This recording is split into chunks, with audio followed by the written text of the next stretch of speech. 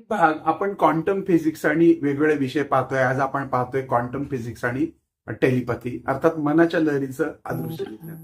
नमस्कार मित्रांनो आणि माझ्या आनंदी असो. तुम्ही कधी विचार केलाय का की तुम्ही कोणाचं नाव घेता आणि त्याच क्षणी तो व्यक्ती तुम्हाला फोन करतो किंवा तुम्हाला अशा पद्धतीची घटना घडते, काहीतरी फोटो दिसतो किंवा ती व्यक्ती स्वतःच समोर येते किंवा कोणीतरी काहीतरी विचारते असं जाणवतं.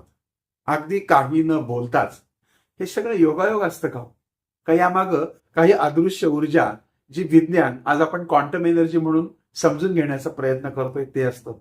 मला तुम्हाला हेच सांगायचं की मानवी मेंदू आणि क्वांटम विचार, आपल्या मेंदू हा फक्त पेशींचा समूह नाहीये, तो एक क्वांटम संगणकासारखा म्हणजे क्वांटम प्रोसेसर म्हणतो तसा आहे. प्रत्येक विचार, भावना आणि स्मृती या फक्त रासायनिक प्रतिक्रिया नाहीयेत, तर त्या कंपनाच्या ऊर्जा लहरींच्या स्वरूपामध्ये कार्य करतात. क्वांटम फिजिक्स सांगतं की प्रत्येक कण एकाच वेळी अनेक स्थितींमध्ये अस्तित्वात असतो. यालाच आपण सुपरपोजिशन म्हणतो. अगदी तसंच आपल्या विचारांच्या, कंपनांच्या लहरी अशाच असतात की ज्या योग्य दिशेने प्रवास करत असतात. तुम्हाला आणखीन एक शब्द तुम्ही ऐकला असेल फिजिक्स मधला, क्वांटम एन्टँगलमेंट आणि मानवी संबंध. काय असेल बरं? क्वांटम हा जगातला सर्वात विलक्षण गोष्ट आहे या क्वांटम जगातली, ती म्हणजे एन्टँगलमेंट. आता एन्टँगलमेंट म्हणजे काय? तर दोन कण एकमेकांपासून लाखो मैल दूर असले तरी एक कण बदलला की दुसरा त्याच क्षणी बदलतो. वेळ आणि अंतर यामध्ये काहीही अडथळा ठरत नाही. आता कल्पना करा, जर हे कण एकमेकांशी असे जोडलेले असू शकतात, तर मानवी चेतना जी स्वतः ऊर्जा स्वरूपात आहे ती देखील एकमेकांशी जोडलेली असू शकत नाही का? यालाच प्राचीन भाषेमध्ये मनसंवाद किंवा टेलिपॅथी असं म्हणतात. म्हणजे जेव्हा दोन मनामध्ये भावनिक ऊर्जात्मक नातं निर्माण होतं, कंपन निर्माण होतं, त्यातूनच टेलिपॅथी निर्माण होते.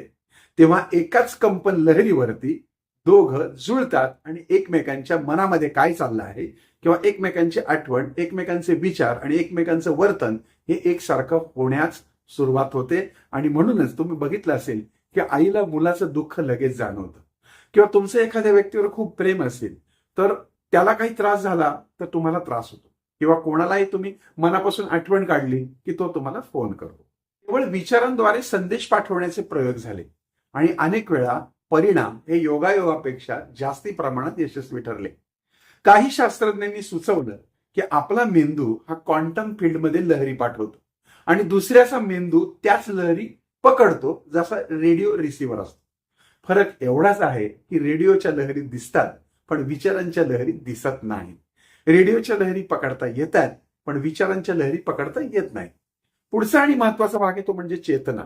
सर्व काही जोडणारा हा दुवा आहे. आधुनिक क्वांटम सिद्धांत हेच सांगतो की चेतना, ज्याला कॉन्शियसनेस म्हणतो, हीच या विश्वाची मूलभूत शक्ती आहे. म्हणजे सर्व काही जे आहे ते पदार्थ, ऊर्जा, विचार हे चेतनेच्या एकाच स्रोतातून उत्पन्न झाले. तुम्हाला नाही वाटत का असं? म्हणूनच जेव्हा दोन व्यक्तींची चेतना एकाच वारंवारतेवर म्हणजे फ्रिक्वेन्सीवर जुळते तेव्हा टेलिपॅथी घडते. तेव्हा शब्दांची गरज नसते बरं का. ही टेलिपॅथीच खूप काही कामं करून जाते. भावना थेट प्रसारित होतात. टेलिपॅथी तुम्हाला जर विकसित करायची असेल तर मग कसं? तुम्हाला तुमच्या मनाचे विचार दुसऱ्यांच्या मनामध्ये रुजवायचे असतील तर कसं? तर त्यासाठी ध्यान आणि शांत मन असणं गरजेचं आहे.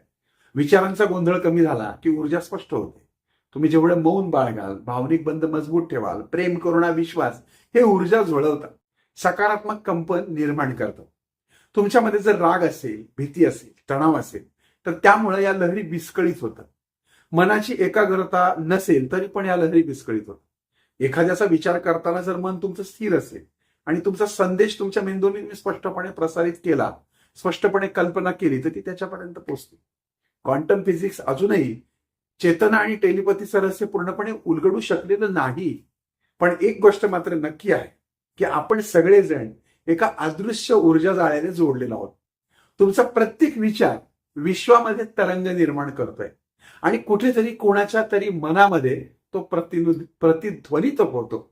आणि म्हणूनच असं म्हटलंय की विचार हे बीज आहेत आणि विश्व हे बीजारोपणाचं त्याचं क्षेत्र.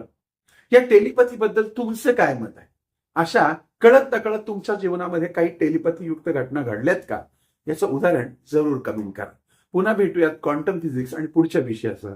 तोपर्यंत तुमच्या आनंद पिंपळकरचा तुम्हाला ओम साईराम.